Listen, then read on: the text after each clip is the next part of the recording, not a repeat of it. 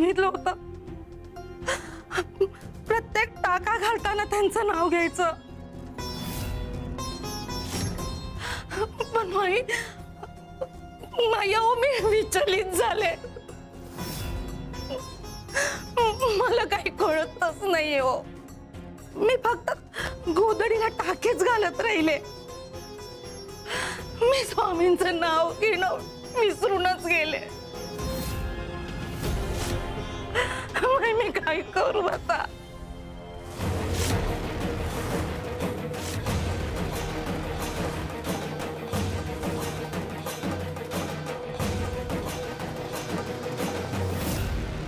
गे अगं कपिलेसारख्या माणसांचं कामच नाव ठेवण्याचं. मान वर करून चाललीस तर म्हणतील गर्विष्ठ आहे. मान खाली करून चाललीस तर म्हणतील चोर आहे. डोळे बंद केलेस तर म्हणतील की ध्यान लावण्याचं नाटक करते. अगं लोक चारही बाजूने बोलतात.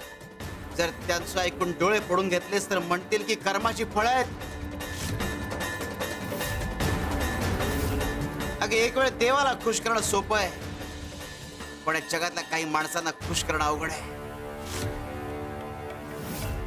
आणि जर हे काय म्हणताय याचकडे लक्ष देत राहिलीस तर नामस्मरण कधी करणार? गे तू या स्थानावर आमच्या मर्जीने राहतेस आणि कुणाचे लाड करायचे आणि कुणाचे नाही आम्ही ठरवू. गे तुझ्या साधुत्व भिनलंय की नाही हे आम्ही ठरवणार की कपिला? गुरु नामावर चित्त ठेव, विचलित होऊ नकोस.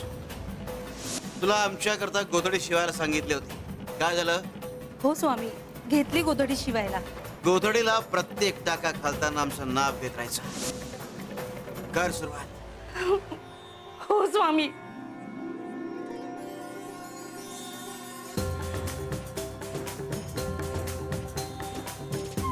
श्री स्वामी समर्थ.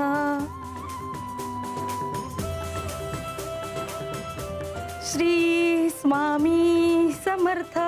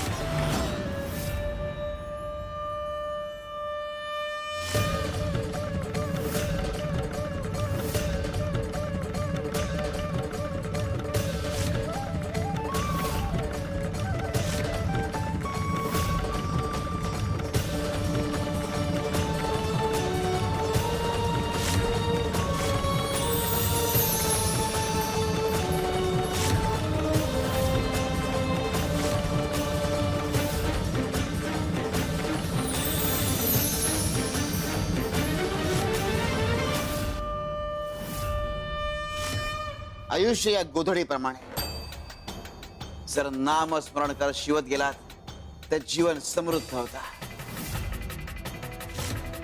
आणि विचलित व्हाल तर आयुष्य उसवत जात.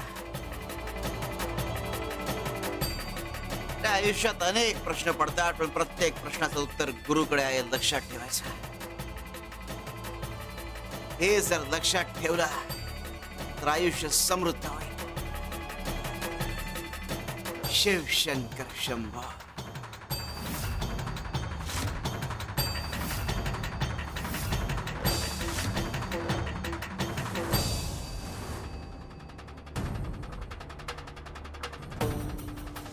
कौशिकी, जोपर्यंत सत्य आपल्या हाती लागत नाही तोपर्यंत आपण गावाच्या बाहेर पडायचं नाही. वाटलंच तर आपण धर्मशाळेत थांबू. अहो पण स्वामी म्हणाले होते ना, आज यशोदाताईंवर झालेला अन्याय दूर होणार आहे. मला मारू नका. खरी मी तुमची ताई आहे आणि माझ्या वाट्याची संपत्ती तुम्ही तुमच्या नावावर करून घेतली आहे. ऐका, मला मारू नका. अरे मी तुमची ताई आहे. आत्याचा आवाज. स्वामी, माझ्या सोमेचा सांभाळ करा.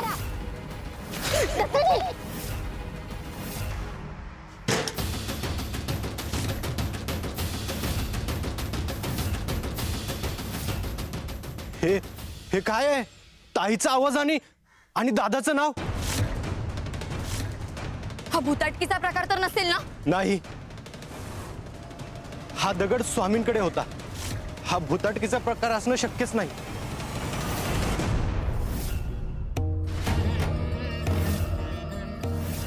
सत्य आहे. सत्य? कसलं सत्य? याच ठिकाणी यशोदाची हत्या झाली.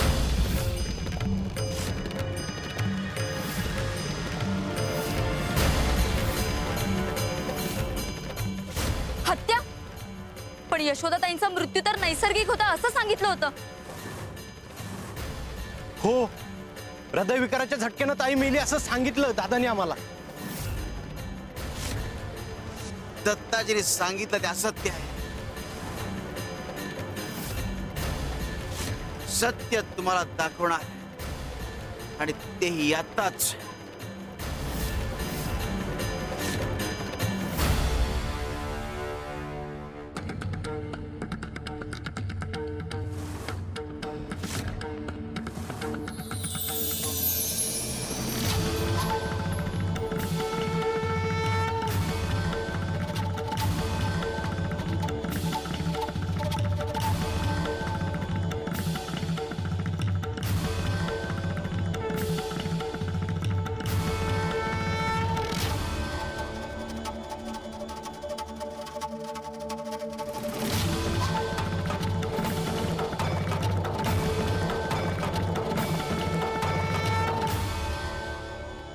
श्री स्वामी समर्थ, श्री स्वामी समर्थ.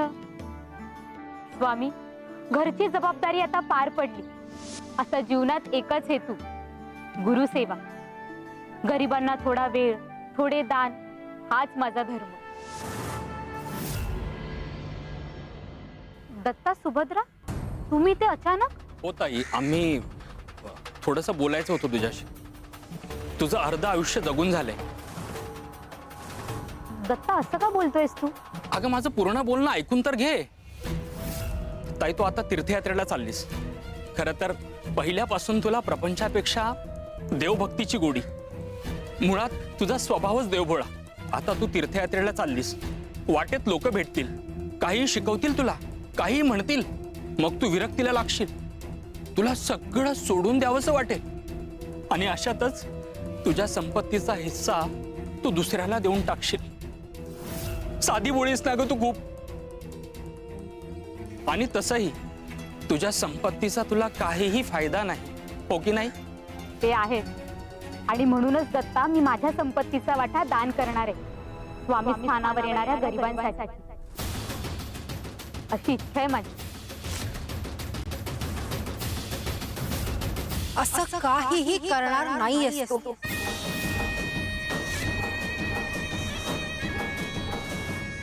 अगं, असं काय बोलतेस? ही काय भाषा आहे तुझी? जे ऐकलंस तेच बोलतेय. तू तुझी संपत्ती कोणालाही दान करणार नाहीयेस. ती आम्हाला हवी आहे. आमच्या नावावर करून टाक. ताई, ती खरं बोलतीये. असं म्हणतो? आता तर करणारच नाही. मी माझ्या संपत्तीचा वाटा स्वामींच्या नावाने दान करणार आहे. डोक्याचा ताप वाढवू नकोस ताई. तीर्थयात्रेला चाललीयस ना, तर जा, कायमची जा. पुन्हा मागे येऊच नको. पण जायच्या आधी तुझ्या संपत्तीचा हिस्सा या दत्ताजीच्या नावावर करून जा. कळलं? त्याच्यावर अंगठा दे आणि तुझा हिस्सा माझ्या नावावर कर. नाही देणार. अहो, ही अशी ऐकायची नाही. थांब.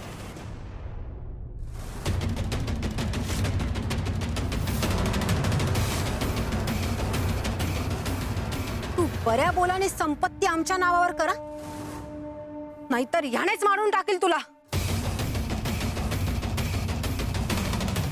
ऐका, मला मारू नका. अरे मी तुमची ताई आहे. मी तुमची काळजी घेते. दत्ता, तुला तर लहानाचं मोठं केलंय मी, आणि मी माझा वाटा हा गरिबांना दान देणार आहे, मी तुला आधीच सांगितलं होतं. मग आता हट्टाला का पेटलायस? अंगठा देत आई. नाही देणार.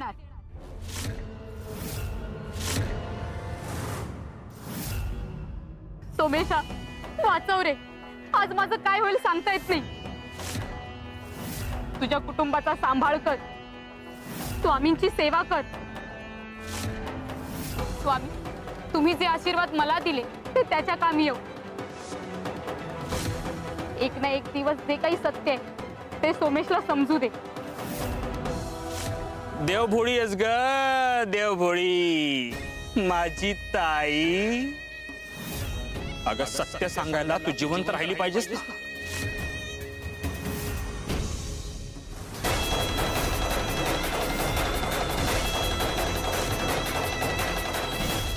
माझ्या सोमेशचा सांभाळ करा.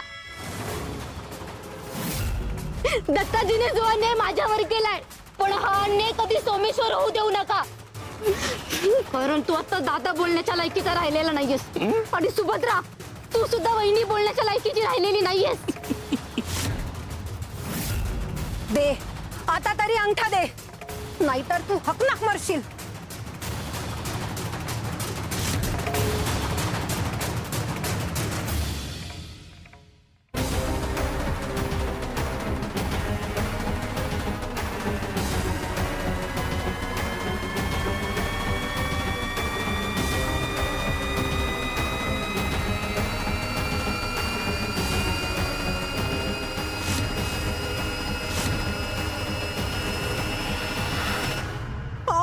तर खरंच मेल्या. आता काय करायचं आपण? बोंबलू नकोस. तनी टाईक. गावात भोम ठोकायची की यशोदाताईला हृदयविकाराचा झटका आला होता.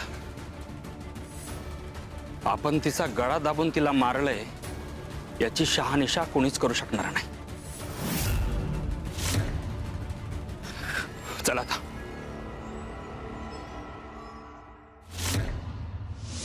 स्वामी, माझ्या सोमेशचा सांभाळ करा. दत्ताजीने जो अन्याय माझ्यावर केला तो अन्याय माझ्या सोमेश्वर होऊ देऊ नका. स्वामी,